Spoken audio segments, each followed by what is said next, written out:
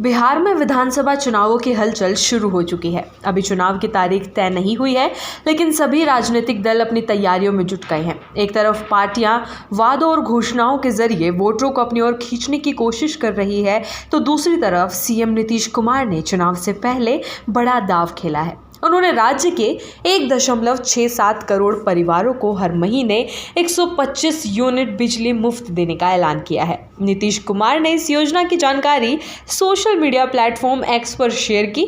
उन्होंने बताया कि 1 अगस्त 2025 से राज्य के सभी घरेलू उपभोक्ताओं को 125 यूनिट तक बिजली पर कोई बिल नहीं देना होगा, यानी जुलाई के बिल से ही लोगों को इसका फायदा मिलना शुरू हो जाएगा। इस योजना से गरीब और मध्यम वर्गीय परिवारों को सीधा फायदा होगा। सरकार पहले से ही सस्ती बिजली दे रही थी, लेकिन अब इसे पूरी तरह से मुफ्त करने का फैसला लिया गया है। नीतीश कुमार ने कहा कि ये कदम दिखाता है कि राज्य सरकार जनता को बेहतर सुविधाएं देने के लिए पूरी तरह प्रतिबद्ध है। सीएम ने कहा कि इस योजना से न सिर्फ लोगों को आर्थिक राहत मिलेगी, बल्कि राज्य में सस्ती और स्वच्छ ऊर्जा के इस्तेमाल को भी बढ़ावा मिलेगा।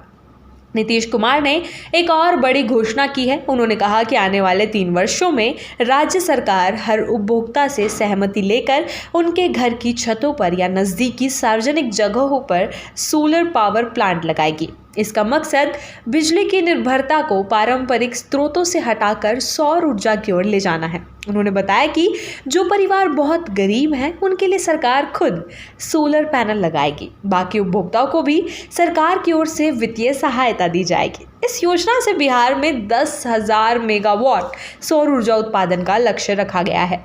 इससे राज्य में बिजली की आत्मनिर्भरता बढ़ेगी और पर्यावरण की रक्षा भी होगी। ये कदम राज्य के विकास की दिशा में बड़ा बदलाव ला सकता है।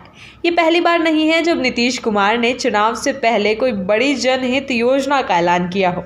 हाल ही में उन्होंने 1 करोड़ लोगों को रोजगार देने का वादा किया था। रुकावट के लिए खेद है। जियो के साथ करें 349 रुपये में धमाकेदार शुरुआत। 28 दिनों तक रोज मिलेगा 2 GB डाटा 50 दिनों के लिए। जियो एयर फाइबर का ट्रायल फ्री। 90 दिनों के लिए जियो हॉटस्टार का सब्सक्रिप्शन और 50 GB AI जियो क्लाउड स्टोरेज भी फ्री।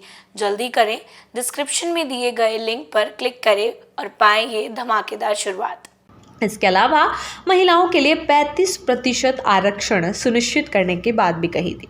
अब मुफ्त बिजली देने की घोषणा के बाद साफ है कि नीतीश कुमार अपने पुराने वोट बैंक को दोबारा मजबूत करने में लगे हैं। उनका मकसद ये दिखाना है कि उनकी सरकार आम लोगों की ज़रूरतों के लिए संवेदनशील और सक्रिय है। बिहार में मौजूदा सरकार का कार्यकाल 22 नवंबर 2025 को खत्म हो रहा है।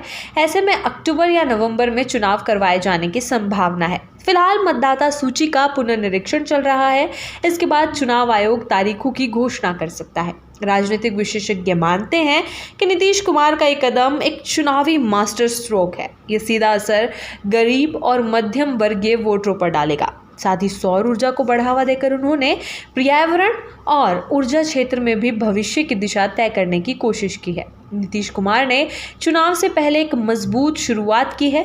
मुफ्त बिजली, सोलर एनर्जी और रोजगार जैसी घोषणाएं उन्हें जनता के बीच फिर से लोकप्रिय बना सकती है। आने वाले दिनों में बाकी दल भी अपने वादों के साथ मैदान में उतरेंगे, लेकिन फिलहाल सीएम नीतीश कुमार ने बढ़त बना ली है। अब देखना होगा कि ये योजनाएं वोटरों को कितना प्रभावित करती हैं और आगे की राजनीति किस दिशा में जाती है।